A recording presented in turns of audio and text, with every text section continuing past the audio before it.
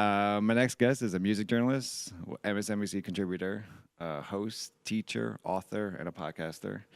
His weekly podcast called Touré Show has featured Kendrick Lamar, Evander Holyfield, Kareem Abdul-Jabbar, and many more. He's Touré, and I want to welcome him to the library. Thanks for joining me. Thank you. So as I mentioned, you've worn a boatload of hats in this industry in your career and your life.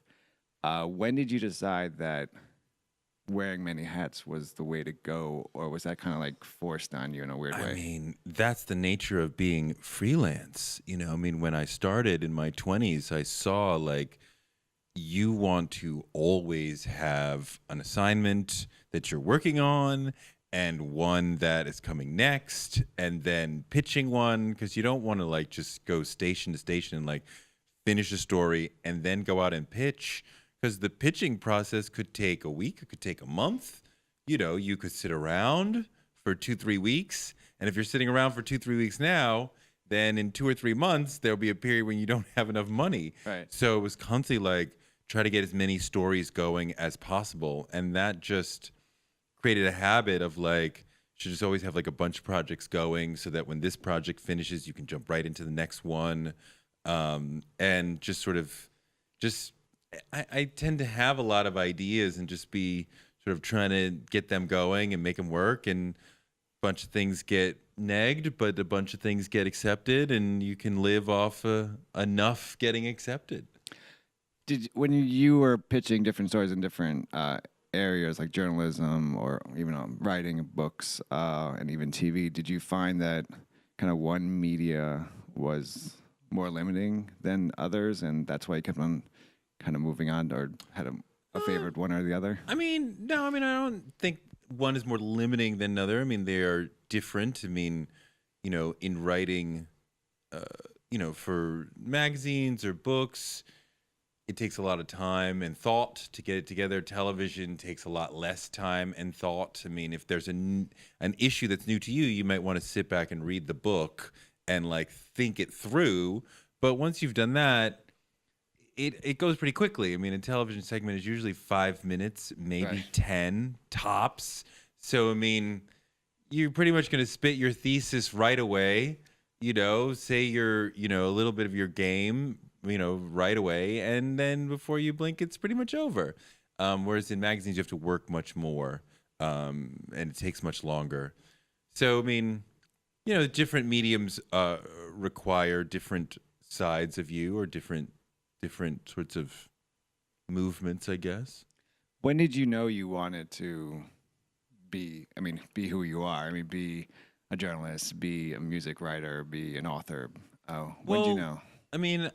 I think I thought about becoming a writer when I was in high school, and I know I thought more about becoming a writer when I was in college, and there was sort of a moment that gave me the opening. I was a sophomore, and there was this, I hesitate to even call it an incident because it really, as far as things go now, and this was hardly an incident, but it just motivated me. The Black Student Alliance contracted to have a party at this little student center, and the contracts would delineate like exactly how long the party could go and like the time frame of it. And we had signed for, let's say, 8 p.m. to 11 p.m. And at 10 p.m., the campus police came and said, we're getting noise complaints, you got to shut it down. And it was kind of like, what the hell? Like, that's lame. Like, so we thought to have a voice, 20 of us will write letters to the paper, and they'll have to print all of them, and then we'll have a voice, and we'll be able to speak back on this issue. And they did the right thing journalistically because our letters were pretty much the same. They combined them into one letter with 20 signatures. But I didn't know that was fairly standard and normal, and none of us knew that. So we were offended. We were like, oh, we've been, they've taken away our voice and reduced us to one instead of 20 uniques. And so I took it on myself to start a newspaper. It was called The Fire This Time. It was 8 pages, big broadside. I would design some black nationalist sort of cover. Like one of them was King getting the moment that Dr. King got shot. That was like in April. And another cover had like a big blown up picture of like the first black student at the college at Emory in the 70s marching for something, I forget what. So it was like, very aggressive. And then there would be like 8 editorials in the newspaper. And I'd end up writing like 5 of them because, most of the students were not like pressed to like stop and write an editorial. And it was like, you can write about something going on campus or in the nation, whatever. So occasionally, like 3 or 4 people would come through with little editorials, but I had to write 4 or 5 each time. But it was a great experience, and it was fun, and it was engaging. You start to see, it's almost like Broadway in that there's a very direct relationship between you and the audience. And so you write something, let's say Tuesday night, publishes Wednesday morning, and by mid-Wednesday to late Wednesday, people are telling you, I really liked that. I didn't understand this line, or I disagreed with this line, or whatever. So you're really getting this direct feedback. And that was really powerful. I didn't even realize how powerful it was, because when you get into the real world, you write something for Rolling Stone or the New York Times, some people will say, oh, that was good, And now that we have Twitter, people will tell you, like, how dare you say this line, right? But the Twitter responses are like, they're just like way out of control. It's never like constructive. So, it becomes becomes a less intimate relationship with the audience. But having that in college was really powerful. Was there any pushback? I mean, being from the college itself, starting your own newspaper, or even the student body, or? No, I don't remember any pushback from the college itself. I was able to run around and raise money from local businesses or different administrators or different people around who believed in it. And I'm like, I need $1,000 to get this next issue out, or 2,000, whatever it was. And always was able to come up with enough money to get it done. I didn't make a dime doing that. Distribute them on campus. Nobody from the administration was fairly supportive of what I was trying to do. So, no, they were cool. So when did you turn your, I don't want to say focus, but your writing into music. More music? Yeah. Well, when I got to New York City, after my junior year, I left college and I came to New York, started working in a restaurant, and I was interning at Rolling Stone. And I quickly saw, like, I'm like 21, nobody's going to care about the political thoughts of a 21-year-old. But I love hip hop, I can talk about hip hop, and I can use hip hop in a way to talk about some of the political ideas that I have, because hip hop is so inherently political. Right. A rock writer, or, somebody covering pop or soul music, you're not really going to get the opportunity to talk about politics in the same way, because hip hop is very much engaged with, police brutality, racial identity, poverty, the war on drugs. So you can really talk about political ideas. So I started doing that. Started talking about hip hop because it was exciting and because it was an avenue to talk about politics. What was was there a when you first were writing your piece for Rolling Stone, what did you want to write about? Did that come to fruition? And what did you actually end up writing about? Well, let's see. I was interning at Rolling Stone. So the idea was, just answer the phone, make photocopies. We were like a free labor force. And I was like, I quickly saw, oh, this is not about letting us become writers or grooming us to become part of the magazine. This is just about having a free labor force. So it's like, oh, well, that's not what I'm here for. Right. So I would go to the other interns and tell them that the boss had said that they should do X task, which was the task that I had been given. Like, so she said she wants you to sit here and answer the phone for like the next half hour. okay. Or she said she wants you to copy this stack of papers. Like, okay. And like nobody ever questioned Right. like why is this coming from you and not from her? And and so they always accepted, and that would give me like a half hour or an hour to go around and like chat up the writers and the editors and meet them and got to know them. And eventually I got fired for being a bad intern, which is like ridiculous. um, but the editors liked me. The music review, the record review editor liked me a lot. He was still a friend. And so he gave me a record review. He gave me a story. I believe it was Naughty by Nature's second album. I believe that was the first one. There's also Belle Biv DeVoe's second album, and I can't recall which was first or second. So it was one of those two.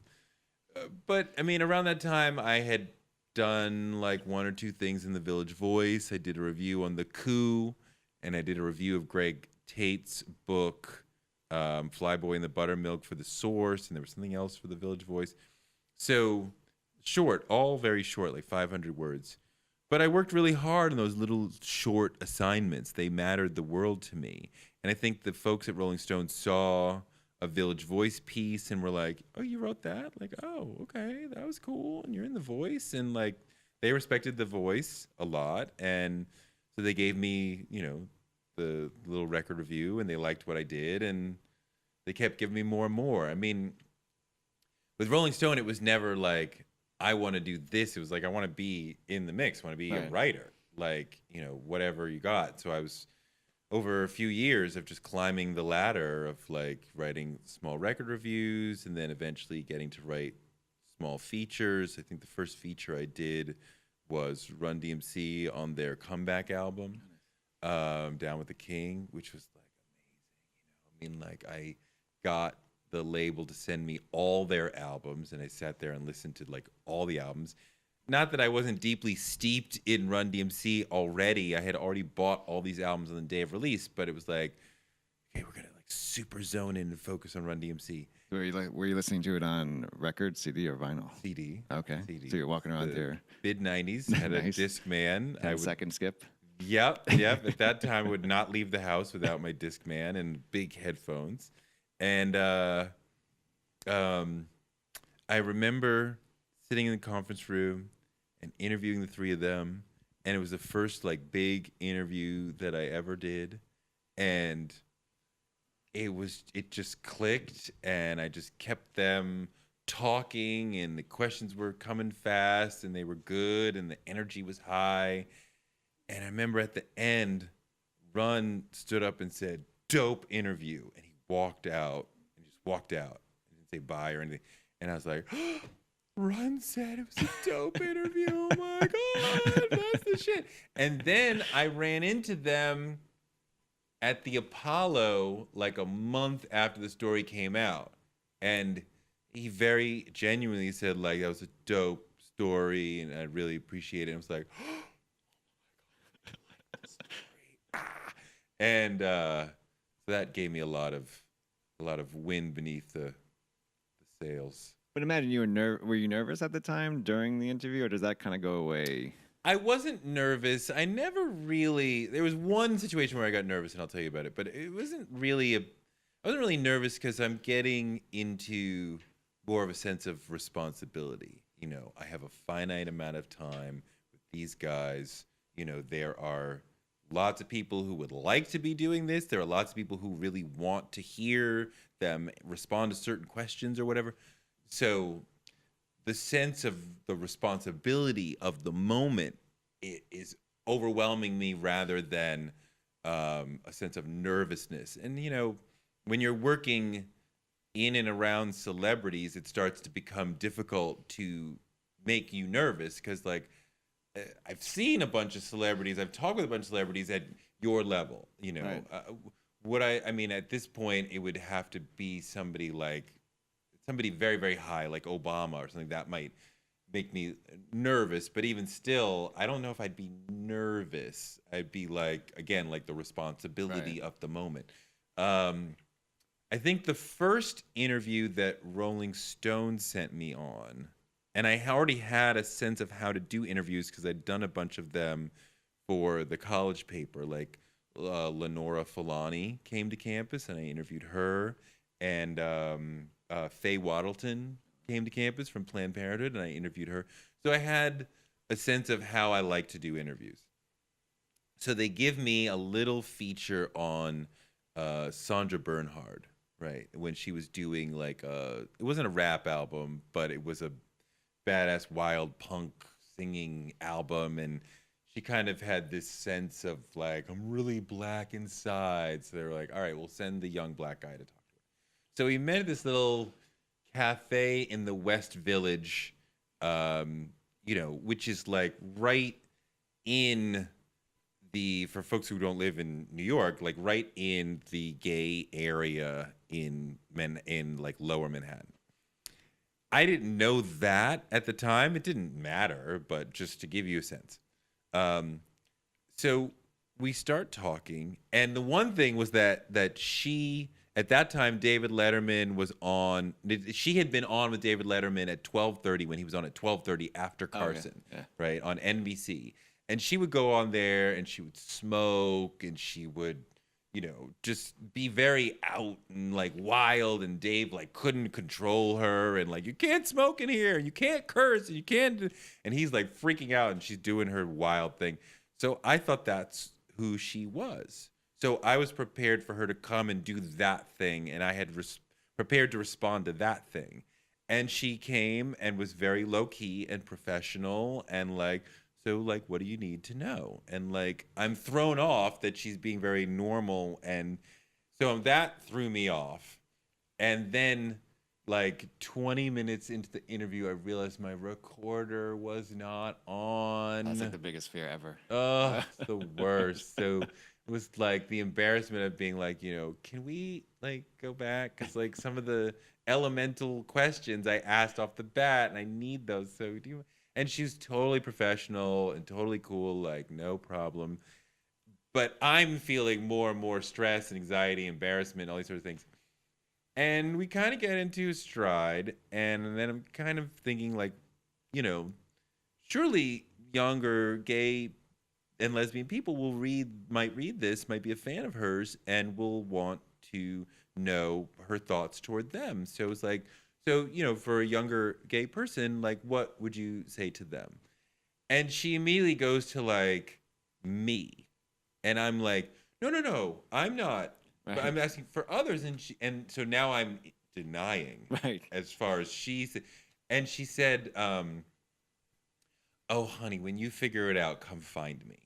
And I was like, I'm really not. I'm just thinking about, but like that, like ended that conversation. Like I overstand you, and I see it in you, even though you don't see it in you. And I'm like, and so the story came out fine. Just the interview was a disaster, and that sort of just set the tone for like. You got to be on your toes right. And ready for anything in the interview and not expect the person to sort of come in and be a certain way.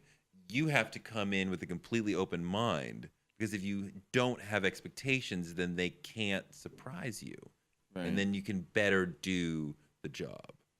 And I think it's probably a challenge if you... Like if you're interviewing an artist and you only know them from their CD or something or their record, right? And then you meet them and like they could be the most aggressive person on their record, but then apparently like a sweetheart, but you're ready for the aggressiveness of. Well, yeah, but I mean, like I try to not do that, so I'm not expecting you to be like you are on your record.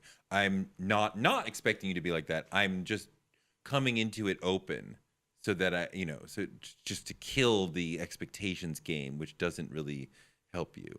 I mean, the biggest thing for me, I expect them to be smart, which I think leads me to ask things that others wouldn't ask if they didn't think that the person was smart.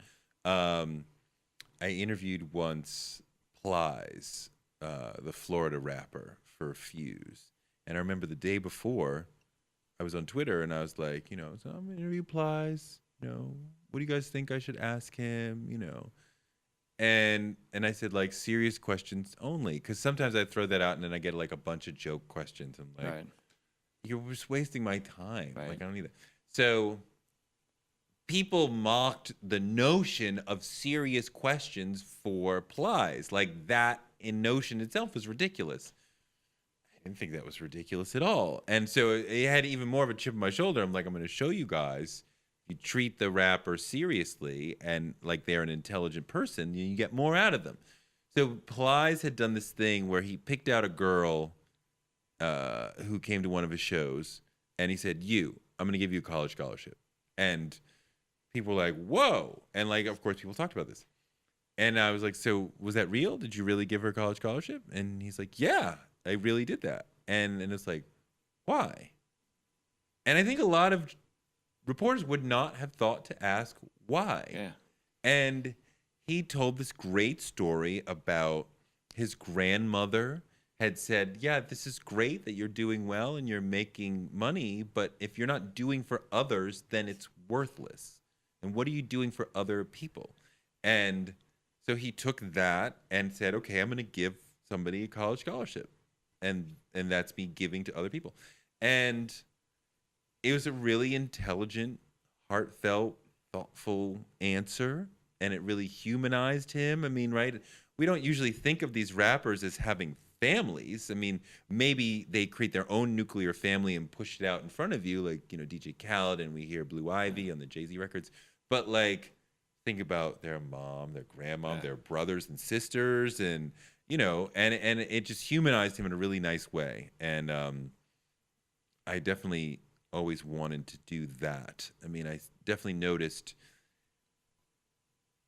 a lot of times some writers will sort of otherize the black rapper subject, kind of talk about them in a way that makes them seem alien or different. I mean, the vibe of the story, the interview is like, you're so different than me, right? And that comes across in small, subtle, nuanced ways. And I'm like, you're my brother, you're my cousin. Like, I actually know, I have people in my family who you remind me of. So you're not like other and weird. You're like, in my tribe.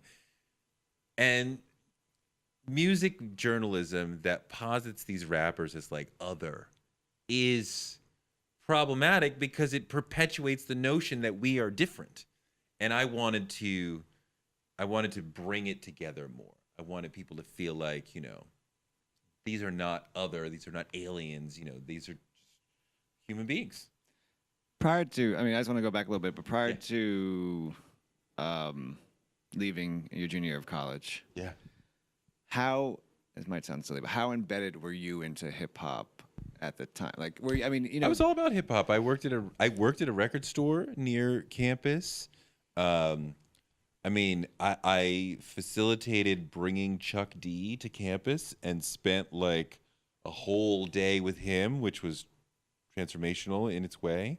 I remember just sitting there listening to A Tribe Called Quest and Public Enemy and Poor Righteous Teachers and KRS-One, and I was all about hip hop. So when did you start noticing, from a journalistic perspective, that, like you said, that rappers were known, were other was the conversation? When did I start noticing that? And then when did you start wanting to change that? I felt like I noticed that when I got to New York and started reading a lot of Rolling Stone. I was subscribed to Rolling Stone from about 14 years old. But coming to New York, I started to get a different perspective, a little more critical perspective on media. And just reading some of the stories, like, of the big white writers at the time. And I was like, I remember one story in particular about Snoop and Dre that just seemed very otherizing. And like, why is the writer constantly reminding us that he's not like them? And he might read the story and be like, reread his own story and be like, what are you talking about? And it comes across in small little ways. There was another story about Ice Cube as I was coming up that was in Rolling Stone, where the writer talks about the slang word outie. right? And I think they spelled it wrong. I think they spelled it with an O, right, instead of the A. And he said nobody knows where this word comes from. And I was like, what are you talking about? Like, this is part of my normal like language. Like, Right. I might say I'm outie. Like, people around me say. I remember it going from like Audi 5000 to like just down to out. I mean, like, what are you talking about? And it was just like people from outside of the hip hop culture writing about it is bad for the culture in general. And, so I wanted to break through that. I want to talk about you've interviewed obviously a shitload of people the list is ongoing and impressive. But one of your interviews on your podcast you did with Rakim, and you in the intro you declared him. You said he was a genius. That word today, I feel is thrown around like no other. Like a guy comes out with an album, genius album, first day, on the charts. I love the phrase "instant classic." Instant classic. That's not a thing. Legendary. I love that one too.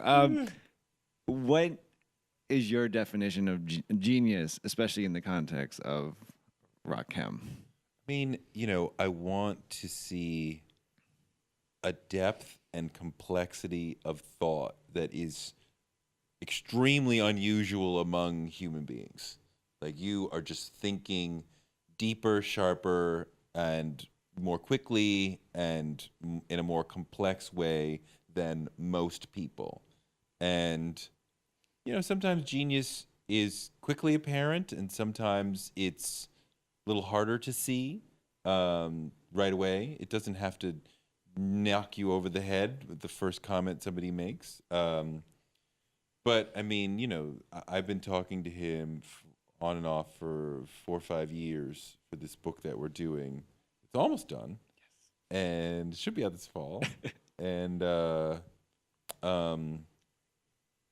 he's brilliant. I mean, the story is I almost crashed a car during the story about You did? Yeah. Good. This is all I got. I'm not going to stand up. It's a great story. I mean, he goes to record his first song. I think he was doing the melody at Marley Marl's house. And Rakim just told me a longer version of that story. I'll truncate it, but the thing was that they were sitting on the couch listening to the beat. Right. So when it came time to do his vocals, instead of going in the booth, he's like, well, I'll just sit here. And so he did his vocals sitting down on the couch. And Marley Marl was like, that was great. Can you do it with a little more energy? And he's like, okay. And they do it again and again and again and again. I think they did it like 6, 7 times. And Marley's continuously like, how about you stand up? How about you like get a little more into it? And he was like, it doesn't matter if I stand up. It doesn't like, this is what it's going to be. And, you think about the Run DMCs and the LL Cool J's were shouters compared to Rakim, Right. who always wanted a more calm vocal presentation. But everybody else was kind of shouting on the mic, so that's what was expected. So then Marley Marl called MC Shan, his main man, and was like, yo, come down to the session and help me out. So Shan shows up, they talk, and then Marley leaves and Shan takes over. He's like, yo, I'm producing the session now. Like, what's up? Like, great. Like, okay, that verse was great. Can we do a little more energy? And he's like, dude, this is who I am. This is what I want to be. I don't want to be like that. Like, I'm this. They didn't, Shan and Marley apparently didn't really think much of the record because they thought it would put people to sleep because it was so low key. And about a month or 2 later, Rakim runs into Marley Marl at a show or something. And Marley's like, yo, big hug, big smile. And he's like, now I see what you're trying to do. And now I get it. And he's like, yo, I stuck to my guns and who I really wanted to be. And I didn't even though I was new in the game recording my first record, I didn't let the maximum producer in the game change me, and now he understands that I was right, and it's just sort of a gateway to the style that he has always used. How much of that? How much of that? How much of the thinking behind what Rakim told you was really not just about being having his own style, but also being different than like you go into hip hop and DMC talked about this with me, but he was like, everyone's doing red, you want to do blue. How much of that was his thinking as well? That was part of his thinking. I mean, he talks about he talks about his brother, who he idolizes, always wanting to be different. So he understood that, and sounding different and feeling different than others, than everyone else was important. I mean, he holds himself above in terms of my ability, my intellect is greater, and my understanding of music is greater than all you guys. I mean, that is one thing that I didn't know, that most people probably didn't know. I mean, he comes from an extremely musical family. His father managed groups. His mother was an opera singer. His sisters are singing all the time in the house. His brother was a killer on the jazz piano. His other brother was rocking the jazz saxophone. Other people would come over and just play music with them in the basement. So, I mean, there's always music going on in his house, and he's the youngest of five. And he is taking this energy and this sense of being good at music, and his older brother throw a saxophone in his hand when he's 4 and just play that shit, or just, he talked about playing sax behind his brother's back, and finally his brother finds the reed is broken. He broke my reed, stay off my sax. And his mother comes and she's like, oh, he's really good. Like, he can play anything you could play, and like just by ear. It's amazing. And his brother's like, really? Like, let's see. And the family is constantly encouraging him. Like, it seems like anything he does musically, the family's like, that was great. That was great. And is that because he's a prodigy, or is that because they are encouraging of him and or each other? And I don't know. I can't split that. Maybe it's a little of both. You've done, obviously, as I'm going to keep mentioning, many interviews. You've interviewed Jay-Z, Nas, Tupac. There's this argument, right, that people have that if Biggie and Tupac were still alive today, and I know that the direction of hip hop wouldn't have changed where it is today. Do you buy that, or I mean, as fans, do we think, from what do we think that artists have more control over kind of the direction of sound than we hope they do? I don't know. I can't even call that. I mean, the fans have more control over the direction of the sound than you realize. I mean, what they buy, what they gravitate toward, is definitely going to shape things. And look, people get tired of the previous stars. I mean, as great as Big and Pac were, people will get tired eventually of the same person. Like Leor Cohen once said this to me. Because it's really about the opinion of 16, 17-year-old boys. That's the center Right. of the whole thing. And you get no points from your friends by saying, yo, the new Jay-Z album is dope. Like, no shit. Every Jay-Z album is dope. You get points from either correctly being the first to say the new Superstar's album is whack, right? That's a different opinion. Or this group you've never heard of is dope, or this rapper you've never heard of is dope.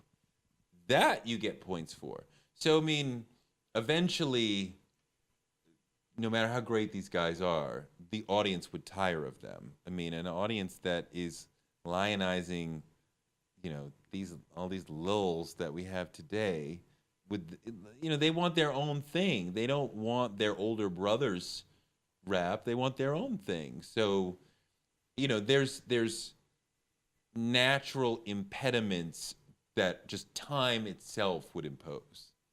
Do you think this there's always going to, I feel like, yeah, obviously there's always going to be this fight generationally of like, old school versus new school, what's better. And then you say your piece and you sound like the angry old guy.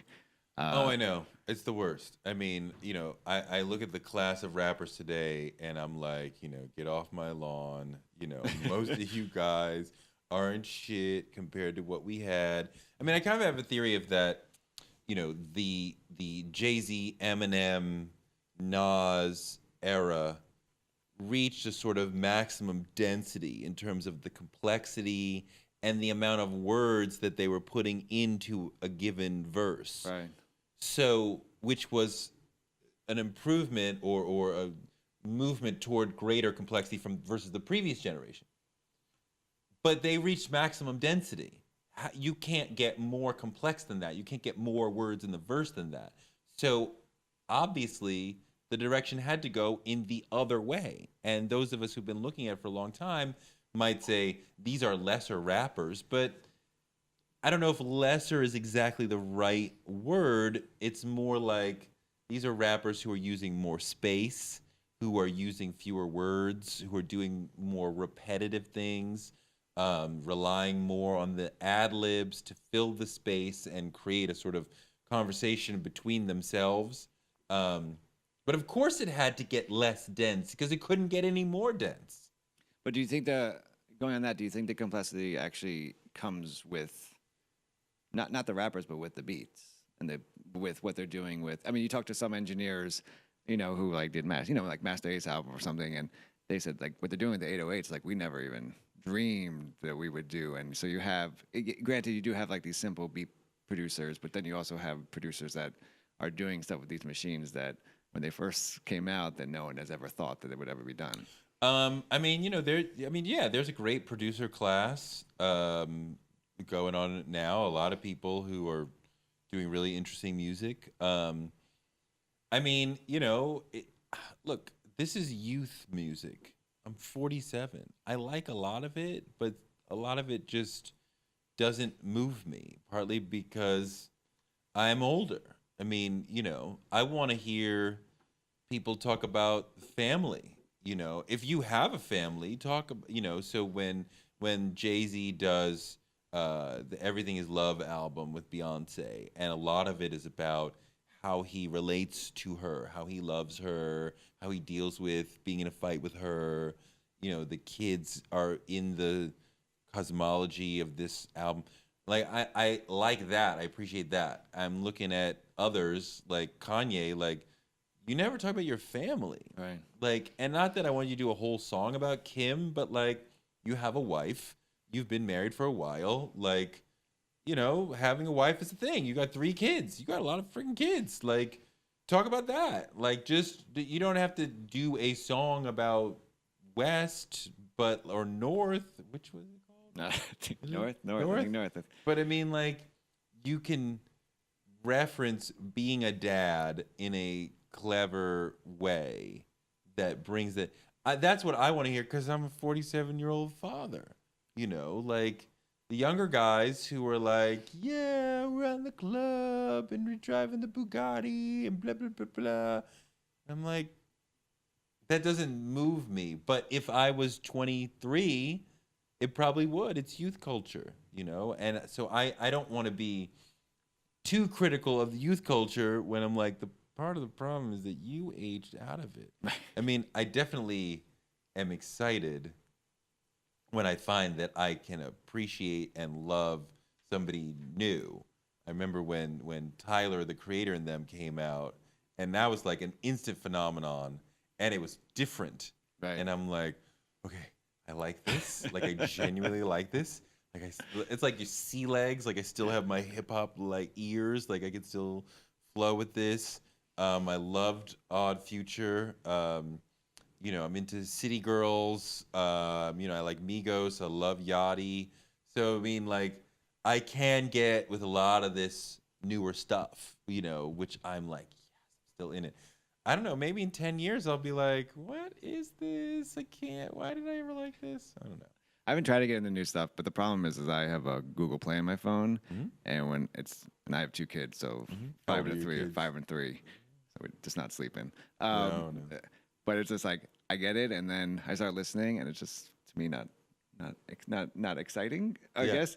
So I just put on DMX's first album, the introduction, and I'm like, all right, let's go, people, time to wake up. And then I walk through Penn Station. I'm like, I'm gonna fuck someone up today. I don't Yeah, know who it's right. gonna be. But there are people out there. I like Joey Badass. This guy YBN Corday, Okay. who I told about my friend who is my age, but he likes more of the newer stuff. And I told him about this guy, and he thought I was trolling him. Like he thought I was making him up. I was like, no. He's like Sky Zoo and Joey Badass in one. Don't worry about it. He's like really, really good. Uh, I want to go back one thing about genius and not about a lyricist being a genius, but a producer being a genius. You recently interviewed Pete Rock. Um, how do you define a producer as a genius? Like, That's a great question. Harder for me because I am primarily a word-based person, so I can more easily identify that string of words was really brilliant versus my wife is more visual, other people may be more auditory, so they can hear a group of sounds and be like, wow, that's an amazing group of sounds as opposed to that group of sounds. I don't know. I mean, Pete Rock has made so many really smart records pulling from, a variety of sources. I mean, when you had producers who were making records that were based on 4, 5, 6 songs rather than one, right. it seems much more challenging and complicated.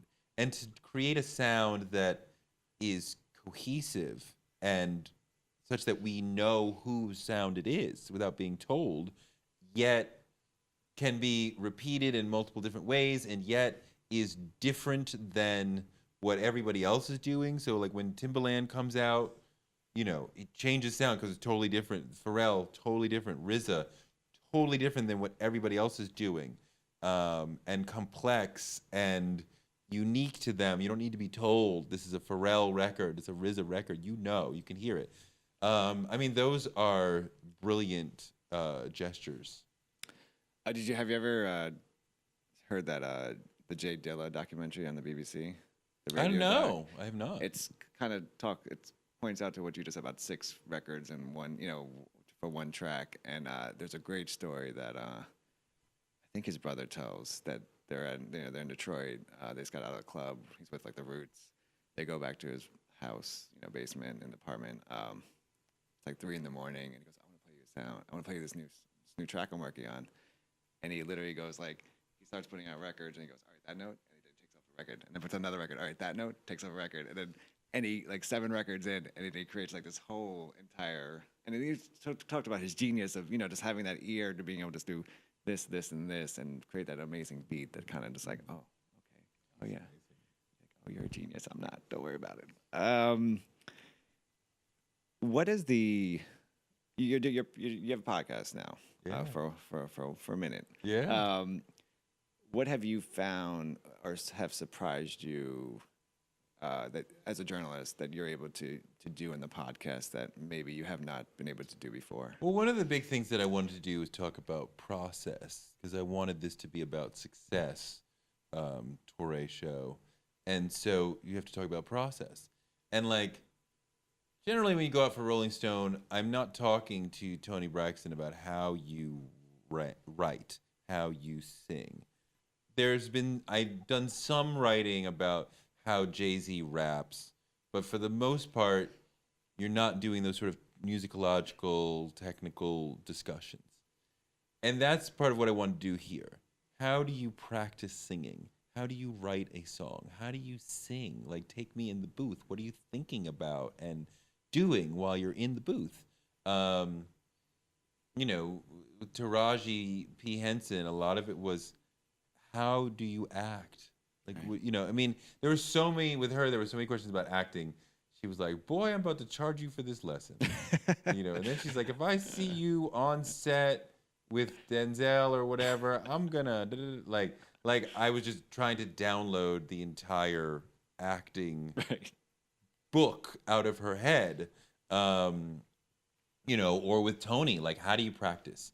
Um, I just want to know those sorts of things from these folks. So that's been a big deal. I mean, I've learned, you know, the podcast should be a little bit more even. Like, if I do a straight up interview, and I don't do this well enough yet, if I do a straight up interview with you, I'm laying back because it's not really about me, it's about you. But the podcast has to be more of a conversation. Like, we have to work together to create an interesting moment. Now, any sort of TV interview as opposed to a print interview is going to be like that. I mean, I'm not going to inject myself that much, but I'm going to inject myself more for a TV interview because I have to be an interesting character in this moment as well as you. Um, so for the podcast, you really have to play off of that and like be like, interesting in and of yourself. So as time has gone on, I've gotten more and more comfortable to talk about different stories that I have experienced that might be relevant in the moment.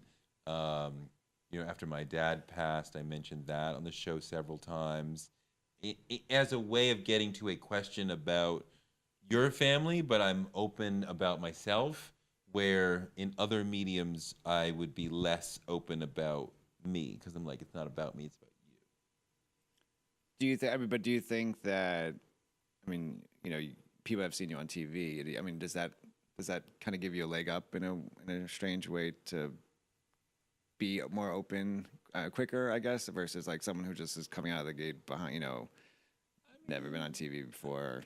I mean, I think I understand the interaction a little bit better because I've had that plane of it. Um, I mean, the thing about television just gets you seen by more people, so more people are willing to say yes because they're like, I know who that is, Right. especially if they liked what you had to say on TV. I mean, it, people feel like they know me even though they don't, which is great because then they're more likely to say yes, I'll talk to you.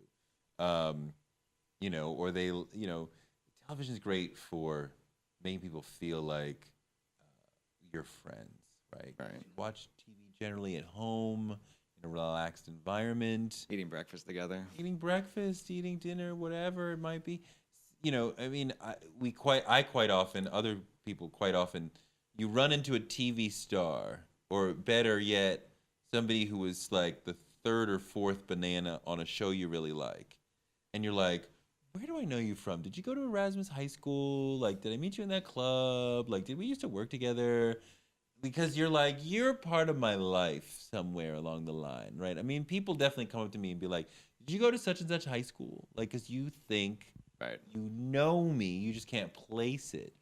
Um, and you do know me. We've been having this parasocial relationship. I've been on the tube talking, and you've been at home responding. So in your mind, we've had a conversation. I just haven't met you, but as far as you know, we have met.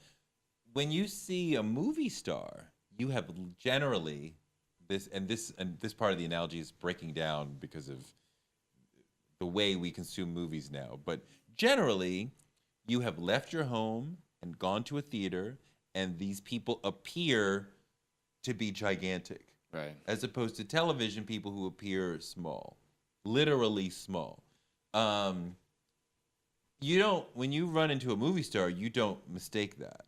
No. Like, Right. like, oh, he is an actor. You may not place what was he in or what was she in, but you're like, he's a movie actor. Because you're encountering them in a special environment. But for me, you're encountering me in a friendly environment, like you feel like you know me. And just, I mean, when you walk in the room and people know who you are, it's a lot easier to get them to say yes or just to even talk to you. And if you live in New York City, then you realize everyone has been in Law and Order.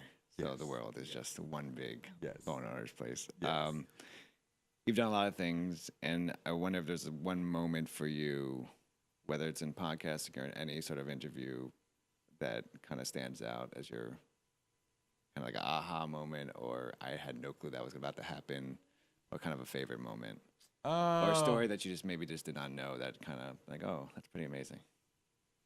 well, I mean, it's a tricky question. I mean, That's what I do. Tricky questions. eh, I mean, I definitely always want to find the thing that I would not have known to ask, the thing that journalists would not have known to ask.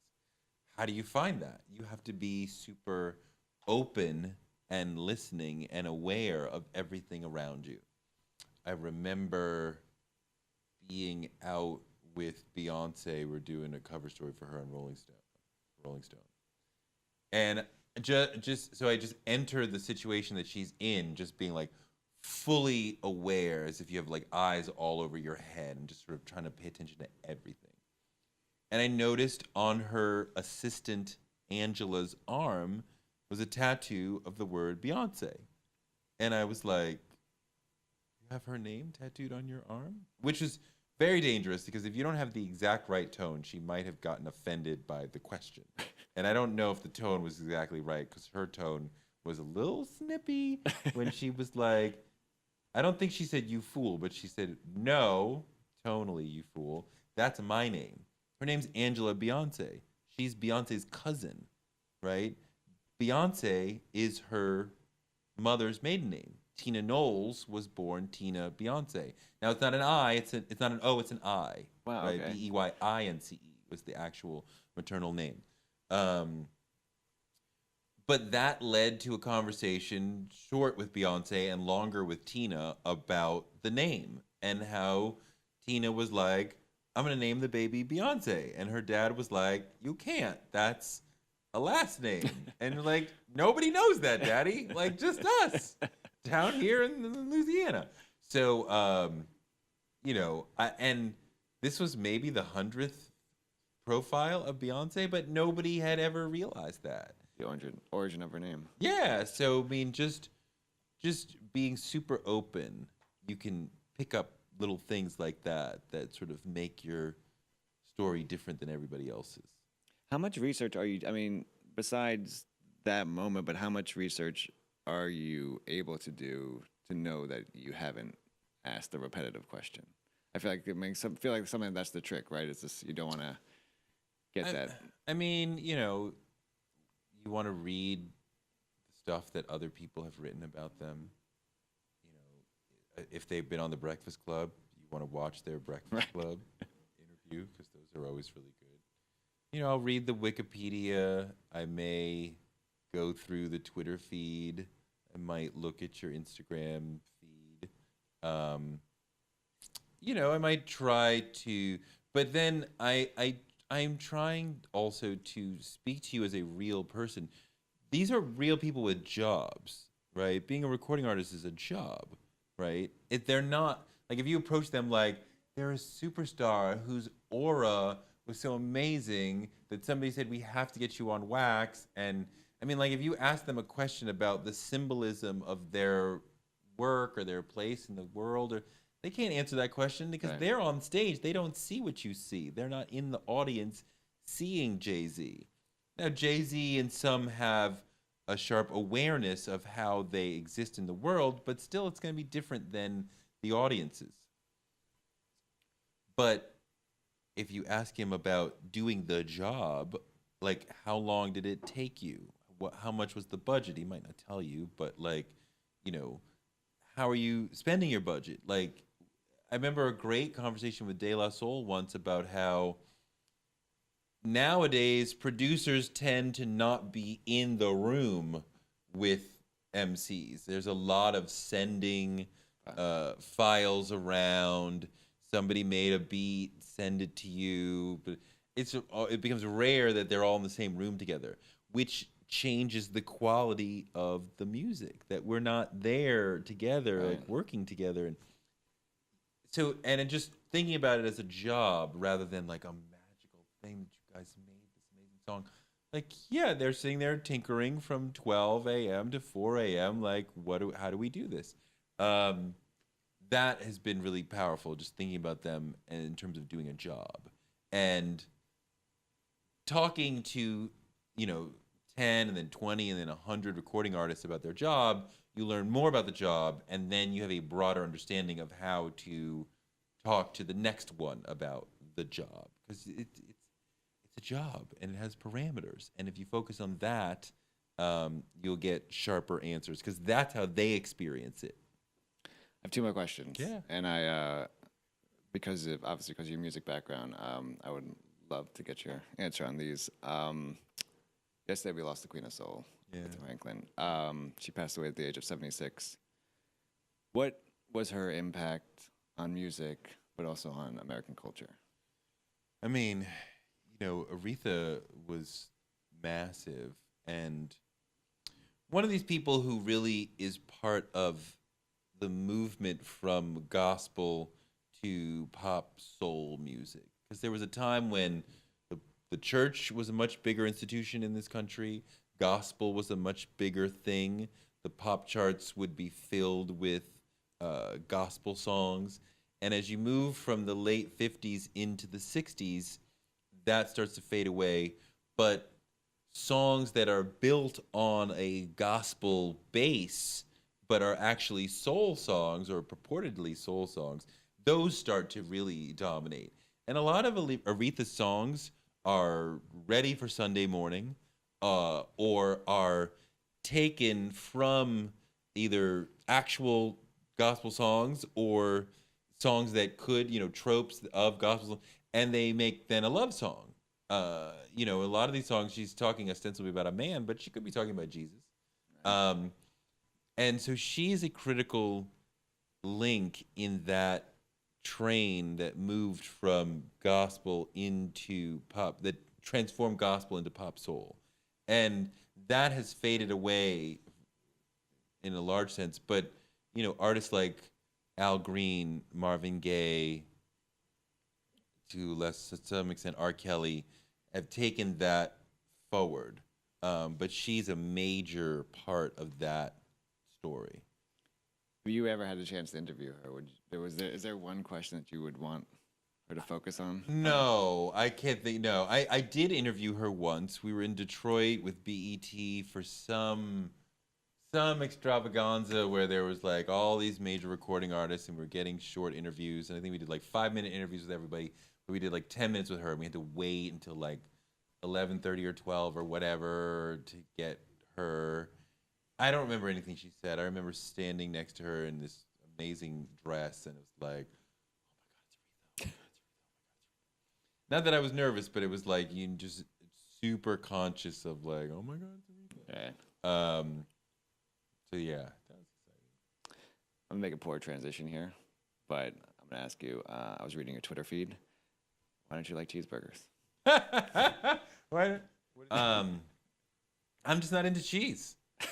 But the question, the issue that I was making was not really about cheeseburgers. It's about language, Right. and why I would have to follow saying I want a hamburger with no, I don't want cheese, because I have already said in saying hamburger, I've already answered your question. It's a hamburger. I want a hamburger. Do you think that I'm unaware that there's a word cheeseburger? Do you think I don't know that? Like, I get frustrated when language is used in imprecise ways.